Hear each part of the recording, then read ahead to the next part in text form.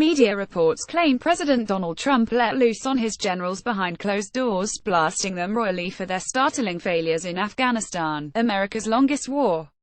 The president has many faults and is a lousy judge of character, but he was absolutely right to read the riot act to the military brass for daring to ask for a very large troop and budget increase for the stalemated Afghan war that has cost $1 trillion to date. Of course, the unfortunate generals are not really to blame. They have been forced by the last three presidents to fight a pointless war at the top of the world that lacks any strategy, reason or purpose, and with limited forces, but they can't admit defeat by lightly armed Muslim tribesmen. The truth is, simply, that America blundered into the Afghan war under President George W. Bush, who needed a target for revenge after the humiliating 9/11 attacks. Instead of blaming Saudi Arabia, a U.S. protectorate which was clearly involved in the attacks, Bush went after remote but strategic Afghanistan and cooked up the Osama bin Laden bogeyman story.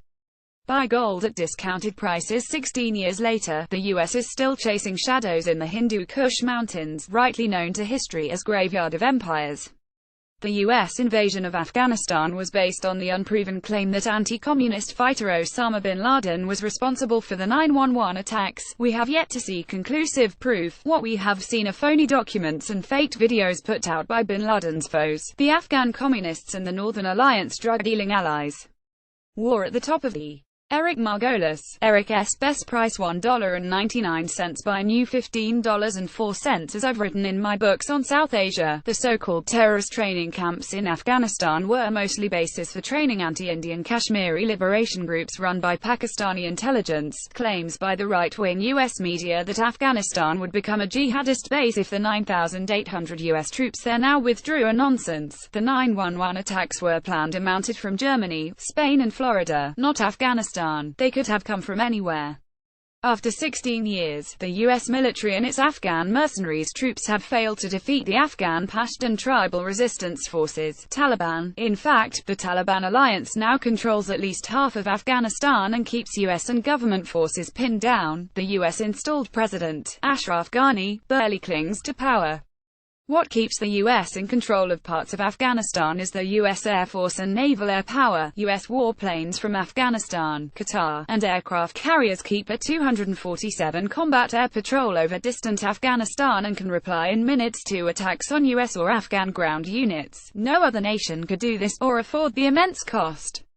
Gasoline trucked into Afghanistan over the Khyber Pass from Karachi costs $400 per gallon delivered.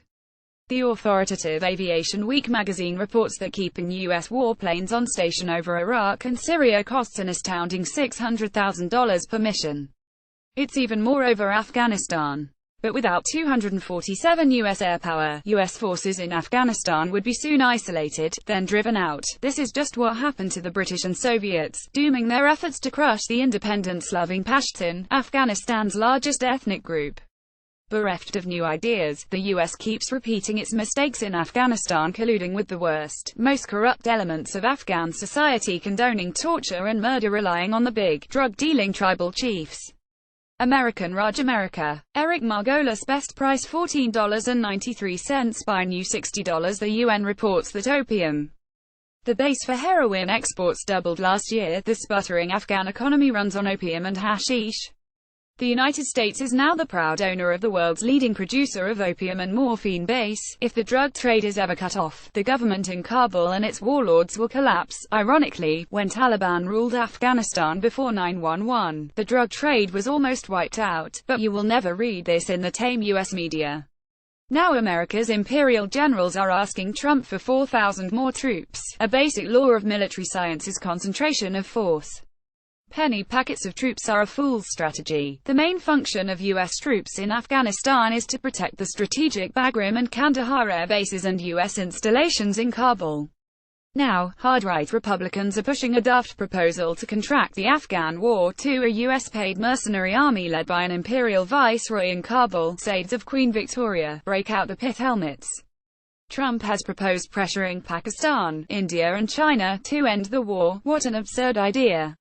For Pakistan, Afghanistan is its blood brother and strategic hinterland. China plans to turn mineral-rich Afghanistan into a Tibet-style protectorate. India wants to outflank Pakistan by taking over Afghanistan. India and China are in a growing military confrontation in the Himalayas. Trump had better come up with a better idea. My solution to the 17-year war: emulate the example of the courageous Soviet leader, Mikhail Gorbachev, who pronounced his Afghan war unwinnable, told his angry generals to shut up, and ordered the Red Army out of the war in Afghanistan. The best of Eric Margolis.